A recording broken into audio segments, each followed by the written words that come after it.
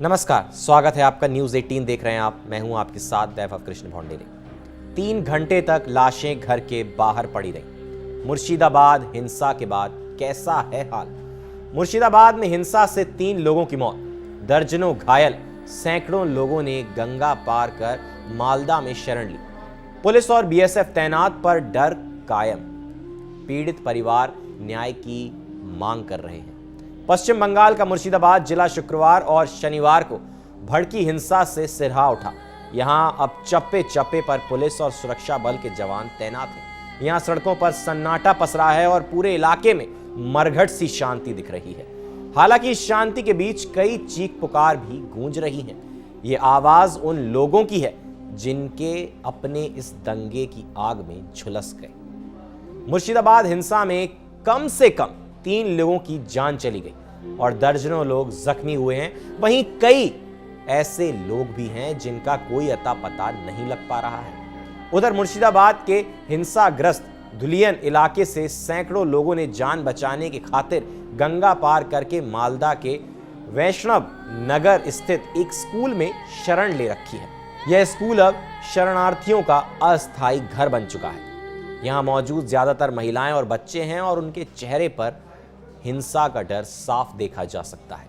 हिंसा के बाद पुलिस और बीएसएफ को हेल्पलाइन नंबरों पर लगातार मदद के कॉल आ रहे हैं। इनमें हिंदू और मुस्लिम समुदाय के लोग शामिल हैं।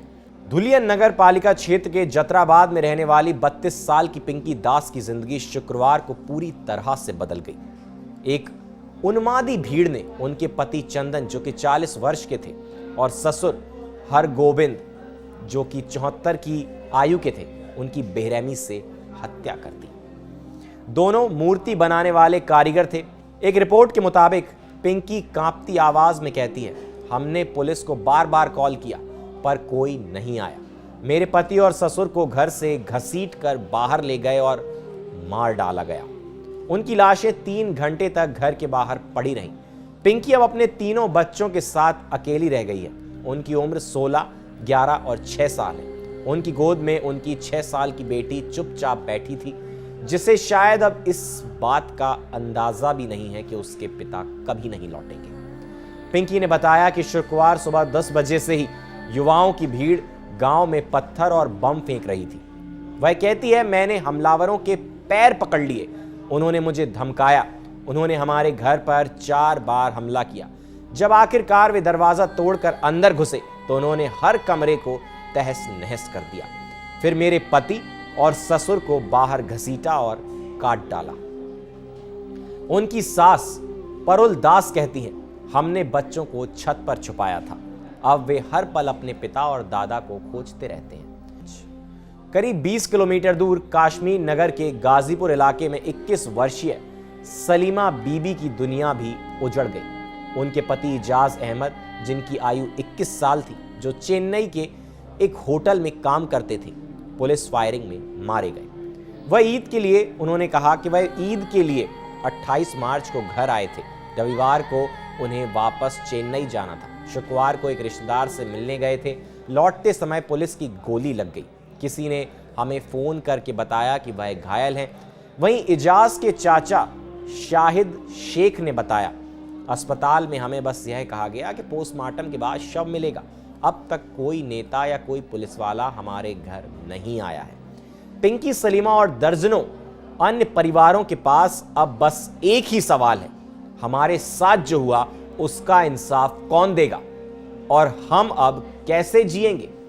इन सवालों का जवाब शायद अदालतों, सरकारों और इंसानों की संवेदनाओं से मिले, शायद नहीं भी। लेकिन मुर्शिदाबाद की इन गलियों में अभी सिर्फ सन्नाटा पसरा हुआ है और टूटे दिलों की एक ही पुकार है। वहीं ममता बनर्जी ने मुर्शिदाबाद हिंसा पर कहा है कि शांतिपूर्ण विरोध का अधिकार सभी को है, लेकिन कानून हाथ में लेने का नहीं। बंगाल को शांति की माटी बताते हुए उन्होंने धर्म और एकता पर जोर दिया। उन्होंने कहा, चाहे ABCD कोई हो, कानून हाथ में ना ले। कोई आपको हिंसा करने के लिए उकसाएगा, पर आप भड़किए मत। बंगाल की माटी को शांति की माटी करार देते हुए ममता बनर्जी ने कहा कि इसी मिट्टी पर नजरुल इस्लाम और रविंद्रनाथ टैगोर दोनों पैदा हुए हैं। उन्होंने कहा, हमने कई मंदिरों में काम किया, धर्म अपना अपना होता है और उत्सव सभी के होते हैं। बंगाल की सीएम ने आगे ये भी कहा कि मैं जब दूसरे धर्म के कार्यक्रम में जाती हूं तो बहुत कुछ कहा जाता है धर्म को लेकर। अधार्मिक खेल नहीं खेलना चाहिए। धर्म मतलब शांति, एकता, संस्कृति। किसी के ऊपर कोई आघात आता है तो हम सभी के साथ खड़े होते हैं। मुर्शिदाबाद में हिंसा का शिकार हुए लोग अब सिर्फ न्याय की मांग कर रहे हैं। साथ ही कुछ सवाल उनके मन में है कि वो कैसे जिएंगे अपने परिवारजनों के बिना, जिनकी हत्या हो गई इस हिंसा में। फिलहाल के लिए इस वीडियो में बस इतना ही। आप बने रहिए न्यूज़ 18 मध्य प्रदेश छत्तीसगढ़ के साथ।